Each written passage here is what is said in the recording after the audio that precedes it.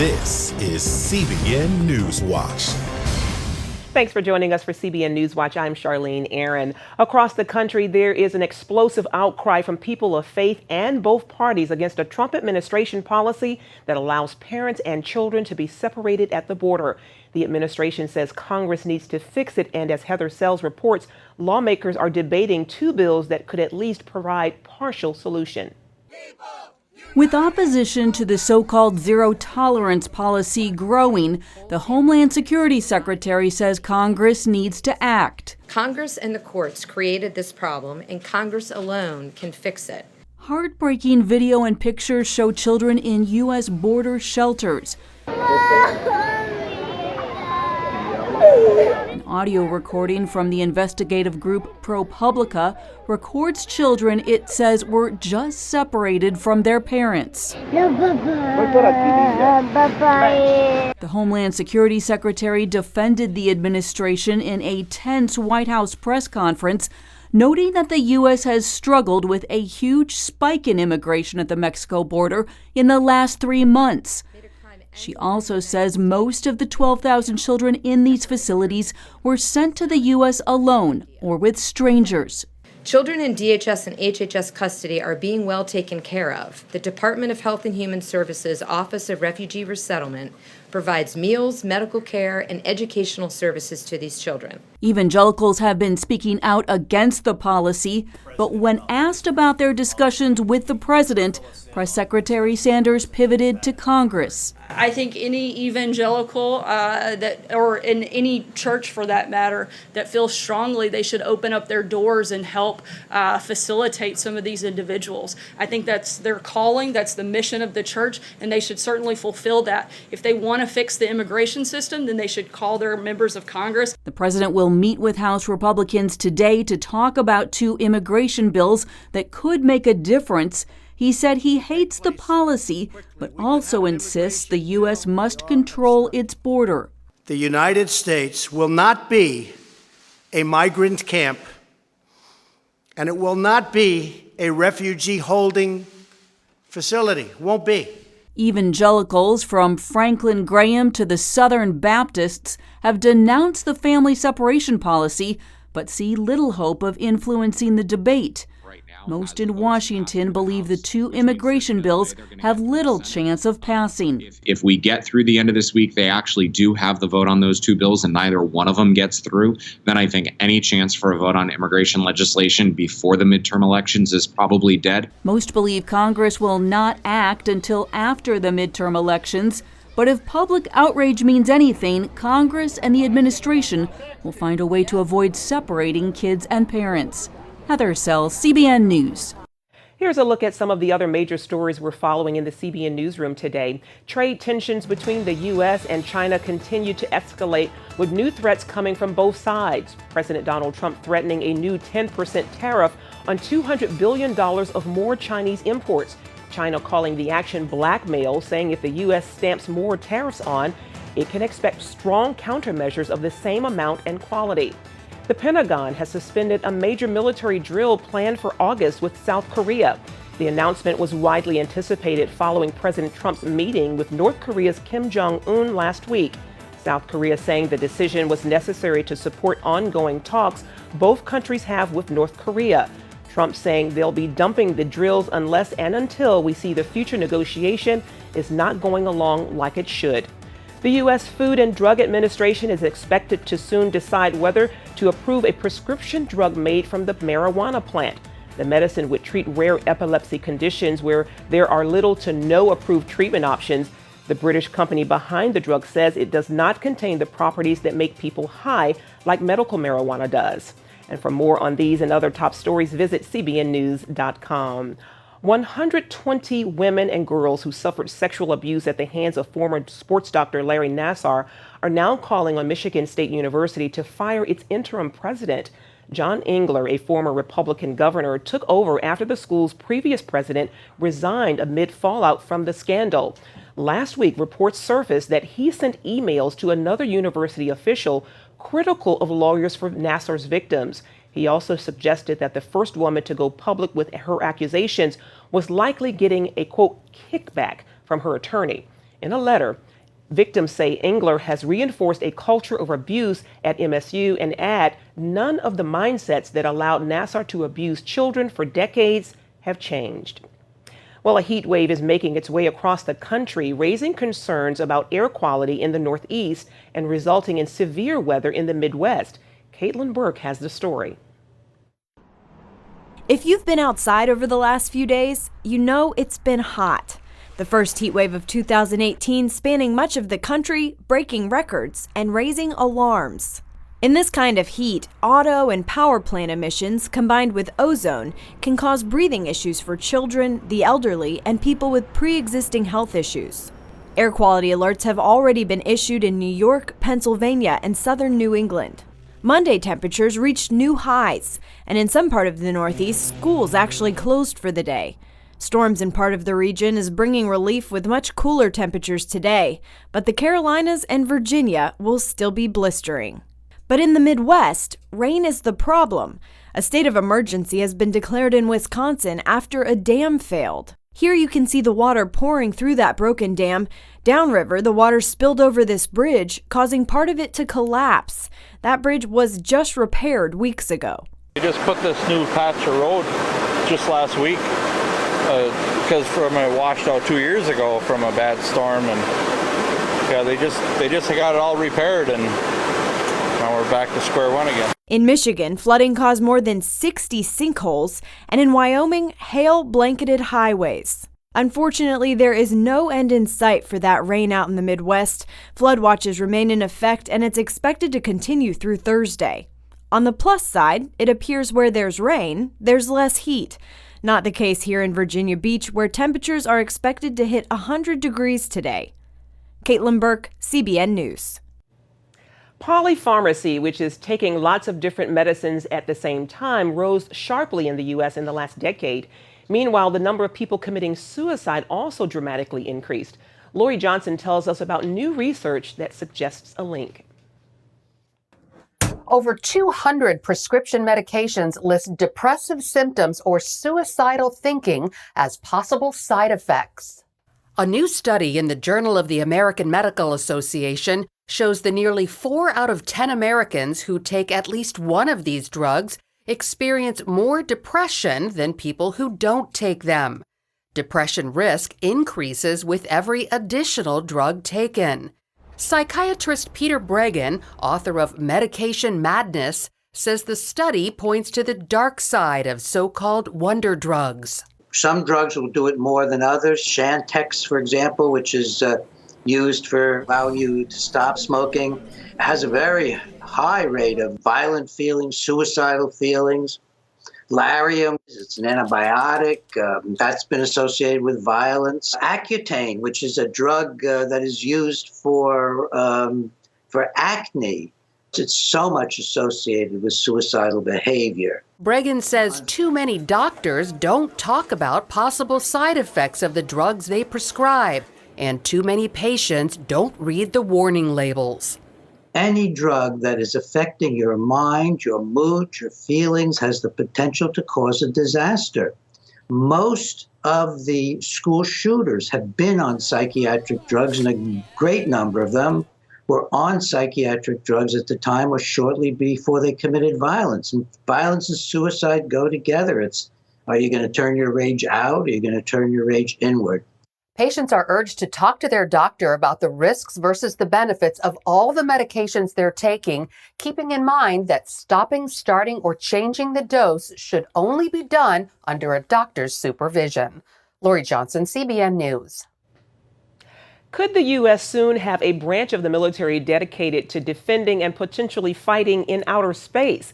This isn't a sci-fi novel. President Trump Monday directed the Pentagon to create a new Space Force as a separate branch of the U.S. military that would be tasked with ensuring America's dominance in space.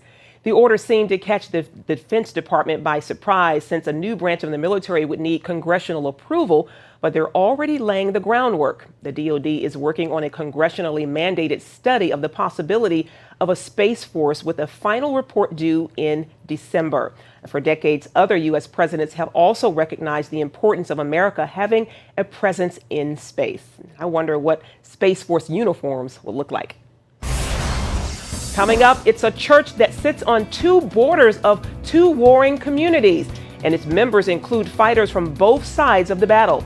Hear how this Belfast church is bringing two communities together. They were known as the Troubles. The war between Catholics and Protestants ended in Northern Ireland 20 years ago, but true peace remains elusive. Dale Hurd reports from Belfast. There is peace in Belfast, officially. But this wall still separates Catholics and Protestants, and this gate still closes every night. New Life City Church sits squarely on Belfast's so-called peace barrier. Part of its building in Catholic Belfast, part of it in Protestant Belfast. It welcomes those who were once mortal enemies.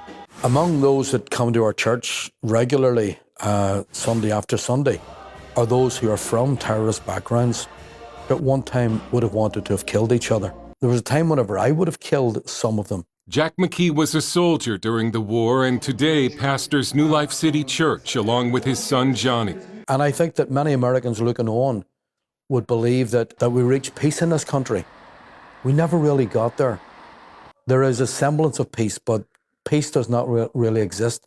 Parts of Belfast today are still racked by violence, drug abuse, and broken families. Members of Protestant and Catholic paramilitary groups have morphed into gangs, running drugs and protection rackets, and killing anyone who gets in their way.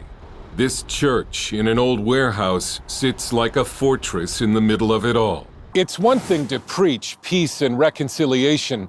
It's another thing to put your church on the borderline between forces that want to kill each other. I don't think there is a building quite like this in the world, where you have had two opposing communities, two opposing people groups that have literally killed each other by the thousands.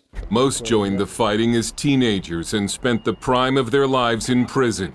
Oso murdered a man before he was 18. I came across a group of men who had two Roman Catholics up against the wall. They asked me had I got a gun, and I says, no, I don't have a gun, but I can get one.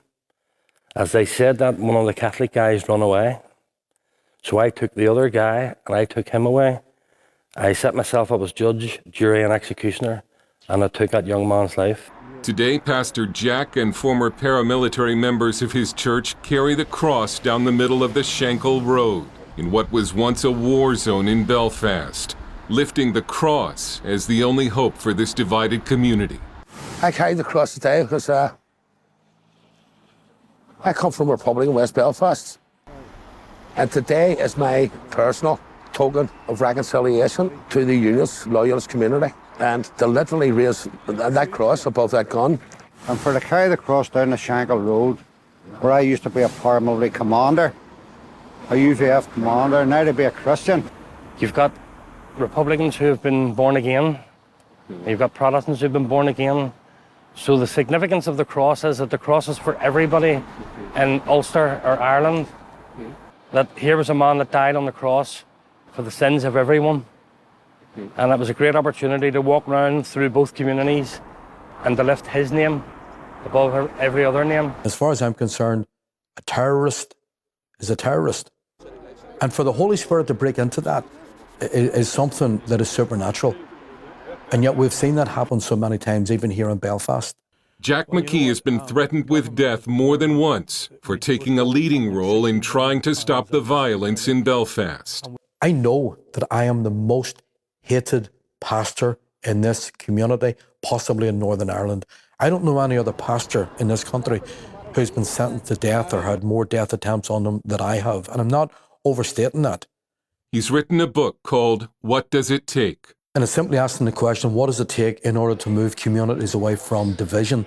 The church has the answer to that. New Life City Church opens its doors to the community daily with a soccer field, a coffee shop, and programs for those who need help. This community needed another church, but not just another church. It's only through the grace of God and what He is doing. There's very often things that take place within this building that we never orchestrated, that we never planned, that we never purposed, but it just happens. I stand back sometimes and I say, this is the Lord's doing. and it is marvelous in our eyes. And I just get amazed when I see people coming to faith in Jesus at any time, but knowing they come from a terrorist background and that they're able to come and sit in the same row from those who were on the opposite side and worship God alongside them. Only God could have done that.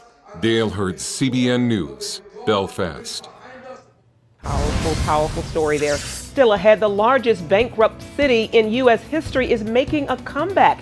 We'll show you the revitalization of Detroit after this. 5 years ago, Detroit made big headlines, but not in a good way. Financial problems led the Motor City to declare the largest municipal bankruptcy in U.S. history.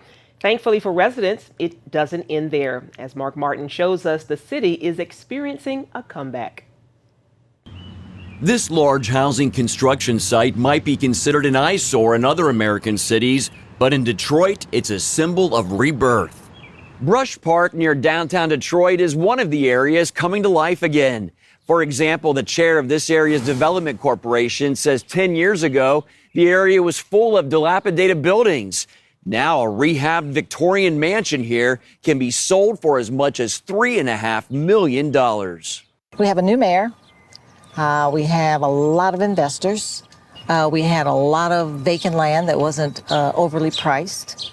We have a lot of eager people wanting to develop and bring back some life to Detroit. And it's been exciting. It's been very exciting. While some Victorian mansions still need work, signs of progress are all around. Check out this beautifully remodeled home. And all this activity brings in much needed people. Keep in mind, this neighborhood is within walking distance of the Detroit Tigers Comerica Park and the Lions Ford Field. People that were afraid to go downtown Detroit before now live down there. It's almost starting to become the place to be. You know, it's going to take a while before it's fully revived. But yeah, right now, you know, you go down and you try to buy a loft down there, you're going to pay top dollar. John Eckerly of Vision Realty Centers believes Detroit is definitely in comeback mode, a welcomed relief from the 2013 bankruptcy. It was scary. I noticed that a lot of people followed suit. Myself, I had worked with a lot of builders and developers, especially in the Metro Detroit area, and it was a chain reaction. I mean, Detroit filed bankruptcy, and next thing you know, everybody stops buying homes. And like I said, a lot of their jobs were leaving, and you had a lot of people that were money scared. What led to the largest municipal bankruptcy in U.S. history? Former state treasurer and former Michigan Speaker of the House, Andy Dillon, says a number of factors are to blame. If I had to point to the main driving forces, it would be the loss of the middle market manufacturing jobs and then the struggles of the K-12 system. You know, young families living in Detroit didn't, I believe, feel comfortable that they could get their kids in education. Detroit has definitely seen hard times. In fact, this city, which was built for nearly 2 million residents, now has less than 700,000. The economy crashed in 2008, and that really impacted this community more so than any other community in the United States because the auto industry was so tied into what was happening. Michael O'Callahan with the city's Convention and Visitors Bureau sees Detroit's bankruptcy as more of a blessing than a curse. The reality is the city would have never gotten out from underneath that without the bankruptcy and the reorganization. So, you know, from our perspective, it just did amazing things in getting the city back on track. In 2014, Detroit emerged from bankruptcy, and after 3 straight years of balanced budgets, the state gave financial leadership back to the mayor and city council. O'Callahan credits investors and foundations with helping lead the comeback. So these folks came in, and in many, many cases, they took buildings that had been shuttered for years and years and years and reinvested in them, and that allowed them the opportunity to bring young people into the city to work and just make remarkable change. Eckerly also believes divine intervention helped revitalize Motown. We're going to have to attribute a lot of the comeback to God. A lot of people were praying. There was a 24-hour prayer, especially in the building where we now sit. 24-hour prayer not on just certain days was released for the city to consider a whole revival mentality. In other words, we can be what we've never been. We can do what we've never done. And while there's still a lot of work ahead, Dylan believes the people of this city can eventually complete this miracle transformation. There's a big part of Detroit that has to share in the recovery, and it's starting to, and the mayor is very focused on the neighborhoods. But it's so big, you can't do it overnight. So it's going to be a process. Mark Martin, CBN News, Detroit. Got to give God the credit for what he's doing there in Detroit, and we pray continued blessings upon Motor City. Stay with us. We'll be right back. CBN International is working to bring medical relief to those fleeing terrorism in the Middle East. Syrian refugees began entering Jordan in large numbers this year, a lot of them in need of medical attention. CBN International helped start a clinic in the area where it treats 350 patients per month. Teams are using the medical relief as a way to minister and bless the Jordanian and refugee communities. Beautiful. And you can find more of our exclusive coverage of the issues you care most about at cbnnews.com. And tell us what you think about the stories you've seen here. You can do that by emailing newswatch@cbn.com or talk to us on Facebook, Twitter, and Instagram. We hope you'll join us next time. Have a great day.